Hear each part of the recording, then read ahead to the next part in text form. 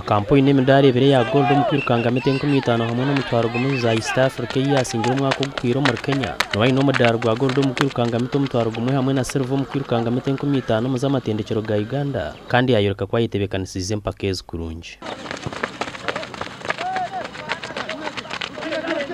kabire kari yakireka gumere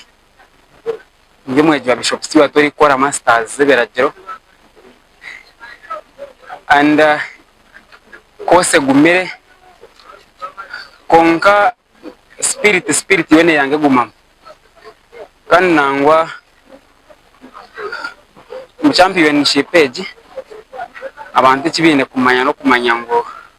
iyi championship naragigiremo twashangera izoba ryo mu kutendekwa hamwe n'abatahibe kandi n'ubwabire nakore buza rukuteganisa ubwo mu kutendekwa nagira ngo cyakoze ari nicyo mbasa gukora kurunje mu mpakezi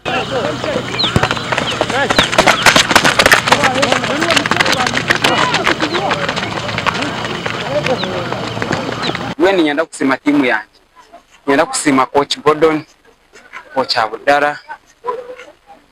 nyenda kusima coach Chiwa ahabwo kugezaho kunyamba kugira ngo maintaining umutindo gwanje nakora degree ya kabiri mbiragiro kandi nagira ngo kweta bo mu mpakezo no kwenda kongera ha mutindo kubasa kuzaha timu ya Uganda ya Olympics of course no kushobora kwereza flag ya Bishop Stewart University ugende kuya gold medal echama no muri byona ikironki singa kungaruzayo no kugira ngo defending medal yanjye inabe nanirihire masika gunka abo kagira university yitunana abeji bona no kugira ngo kozere training ngero kumara